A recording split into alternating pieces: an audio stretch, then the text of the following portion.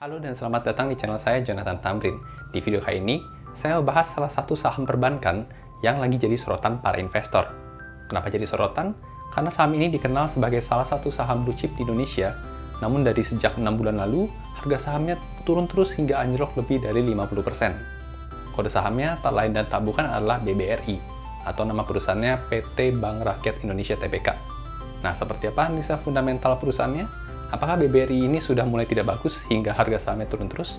Nah, buat teman-teman yang suka atau mau belajar cara investasi ala value investing, boleh banget di subscribe channel ini dan nyalakan lonceng notifikasinya biar nggak ketinggalan update video-video selanjutnya.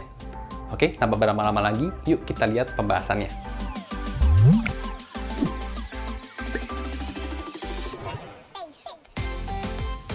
Oke, sekarang kita masuk ke bagian pembahasan mengenai analisa fundamental saham BBRI.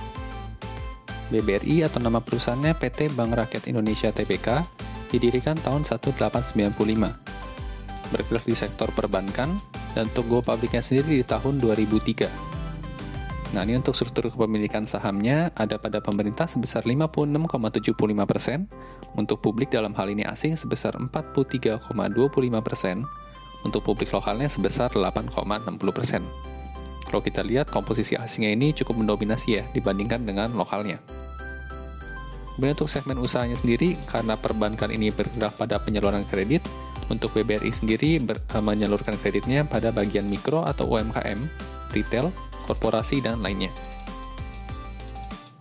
Kita masuk ke pembahasan revenue. Ini merupakan grafik revenue-nya dari tahun 2010 hingga tahun 2019 kemarin.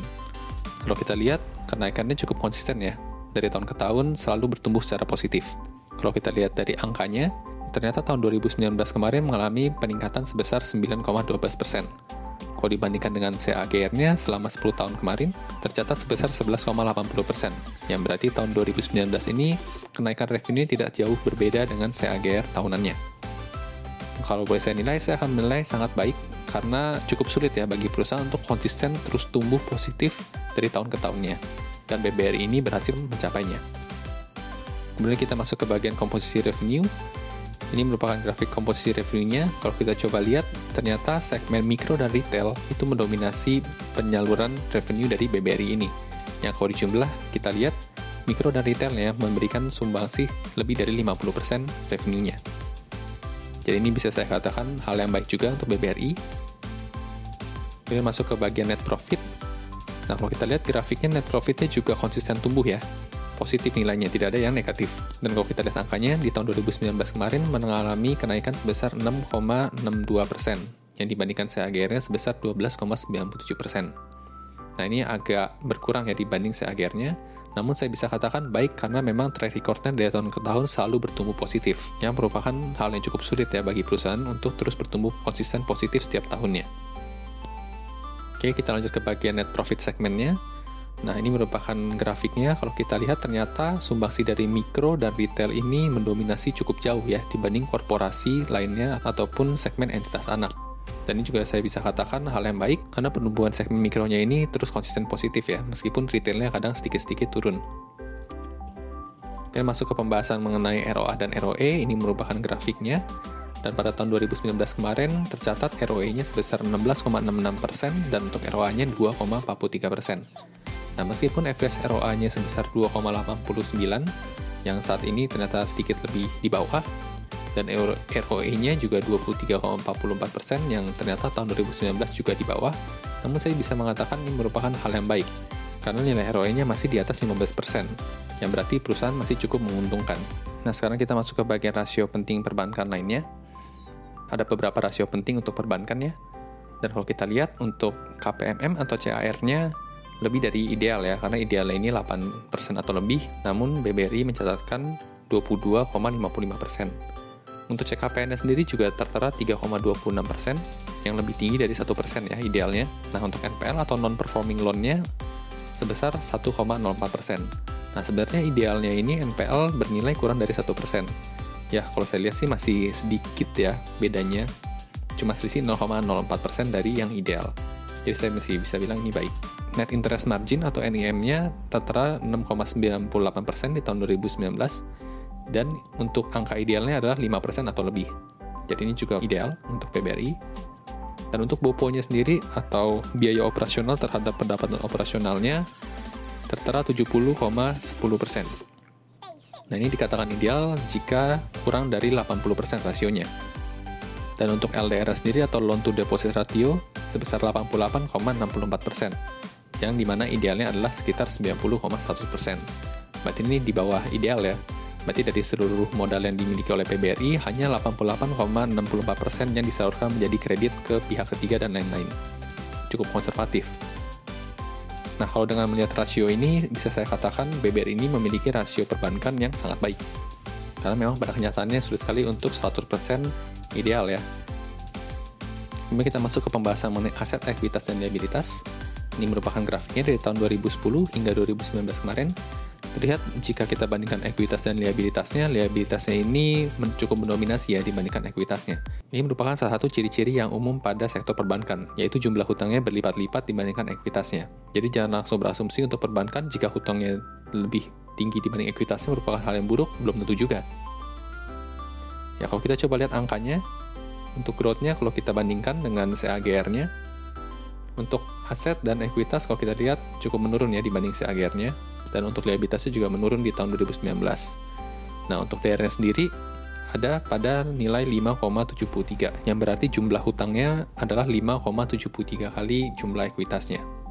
Nah, kalau untuk bagian aset, ekuitas, liabilitas ini masih bisa saya katakan baik, karena di tahun 2019 kemarin kita tahu ada isu perang dagang dan cukup banyak perusahaan yang tertekan, namun BBRI ini masih mencatatkan pertumbuhan yang positif. Kemudian kita masuk ke segi price atau harga.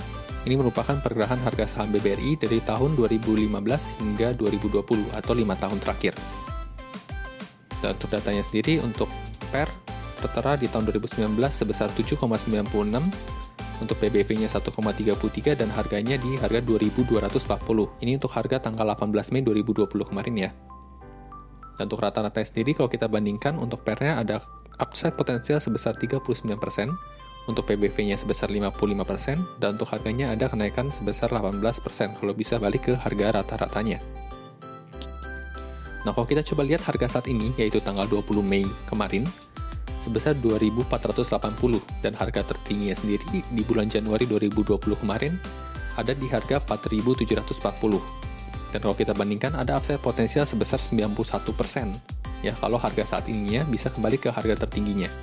Kalau teman-teman perhatikan, dari harga tertingginya di bulan Januari 2020 dan harga kemarin tanggal 18 Mei 2020 itu di harga 2.240, ini penurunannya cukup signifikan ya, lebih dari 50% dalam kurun waktu kurang dari 6 bulan.